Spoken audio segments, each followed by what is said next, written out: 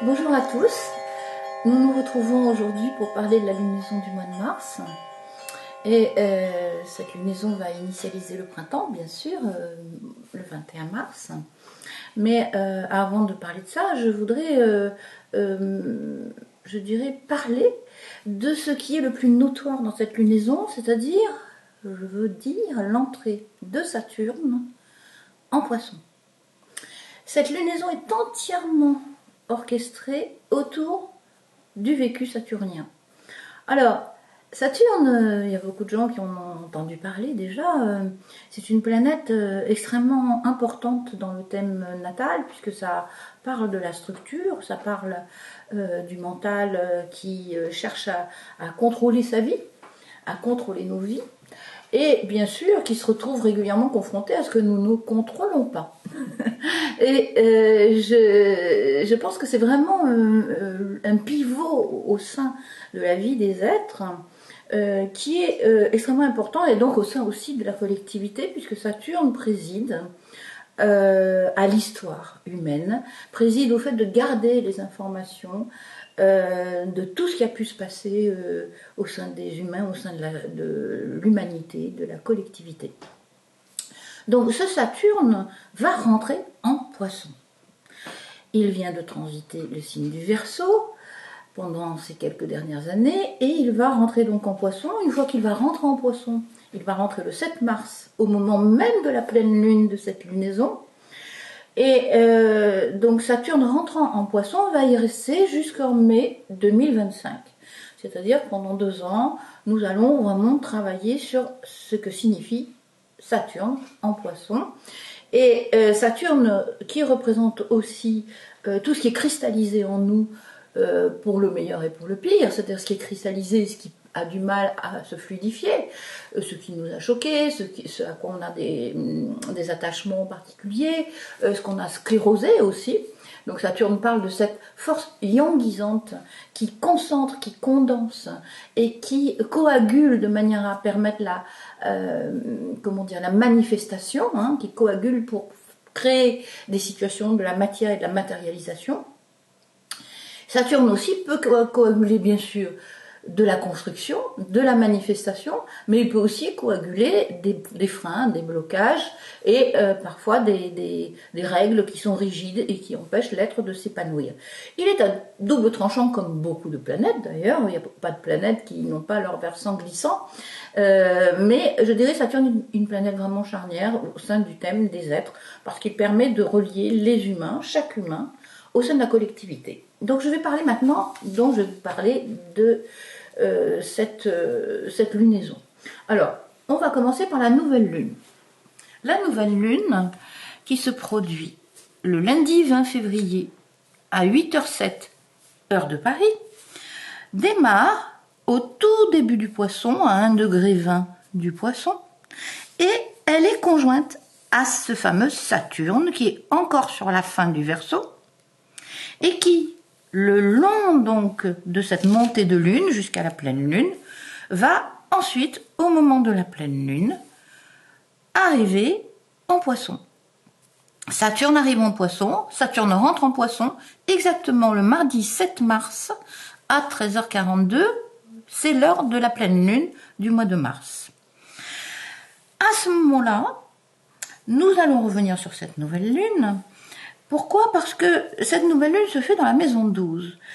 L'ascendant est en Poisson, c'est un signe mutable, c'est-à-dire que c'est un signe où nous sommes invités à travailler sur notre dualité et à travailler sur la notion de choix. Qu'est-ce que nous choisissons ? Alors, à l'époque où nous sommes en train de faire des réglages, je dirais, par rapport à une nouvelle donne.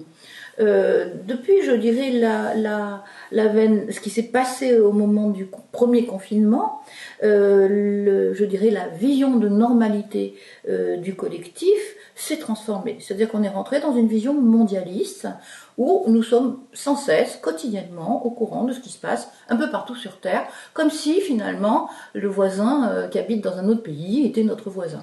Donc on est vraiment rentrer dans une histoire où les règles du jeu, surtout en Europe, sont dictées dans tous les pays en même temps, et tous les peuples de tous les pays en même temps sont invités à passer par les mêmes phases, à se soumettre aux mêmes règles, aux mêmes lois et aux mêmes transformations.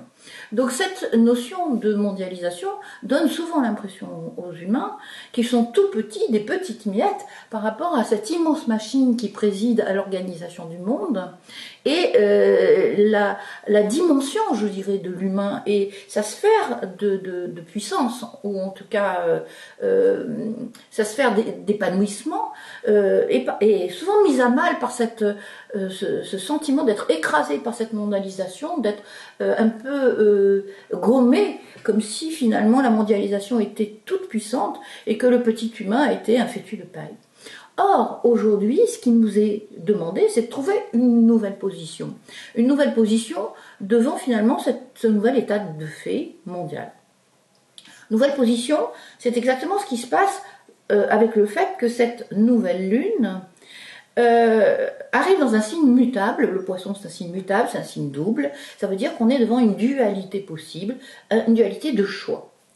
Et Saturne venant là-dessus vient dire: vous êtes responsable malgré tout de votre émanation, nous sommes responsables de ce que nous générons dans notre sillage, dans notre propre monde, et nous sommes quelque part responsables de ce que nous émanons, et au lieu de se penser impuissant devant cette espèce de machine mondiale qui est devenue un peu invisible, mais qui a des incidences dans notre vie quotidienne, puisqu'il y a des lois et des règles qui sont sans cesse votées pour nous amener à vivre certaines choses, que l'on veuille ou non vivre, il nous est demandé aujourd'hui d'évaluer justement la sphère de notre propre responsabilité. Voilà le thème de cette lunaison.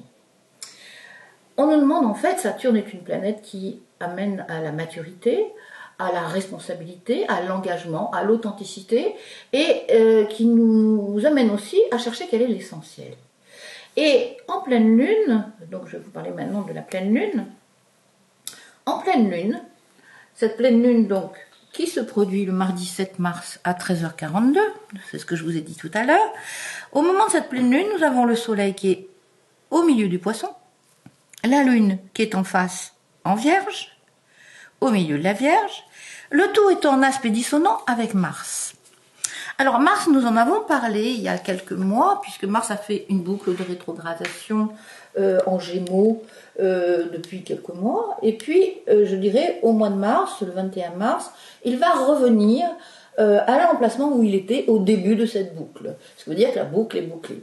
Et Mars en Gémeaux nous posait la question de comment nous agissons avec notre verbe. Le Gémeaux, c'est le verbe, la pensée, la parole. Qu'est-ce que nous mettons en circulation au niveau des informations qui nous relient les uns les autres? Et Mars nous a posé la question de la responsabilité de notre façon de penser et notre façon d'exprimer ce que nous pensons les uns avec les autres. Donc au moment de cette pleine lune, nous sommes interrogés pour faire le point. Maintenant, comment utilisons-nous notre verbe pour créer le monde et la réalité auquel nous aspirons? Voilà le thème de cette lunaison. Alors, le fait que Mars soit au carré de l'opposition Soleil-Lune de pleine Lune dit qu'au départ, nous pouvons avoir l'impression que nous sommes impuissants. Or, voilà le leurre dans lequel il ne faut pas se laisser détourner. Puisque Saturne, qui rentre en Poisson et qui va rester pendant 2 ans en Poisson, nous dit écoutez d'abord votre intuition, parce que le Poisson, c'est quand même le signe de l'intuition. C'est presque paradoxal de voir Saturne, qui est quand même le maître de la rationalité, de la rigueur mentale, de l'analyse, etc.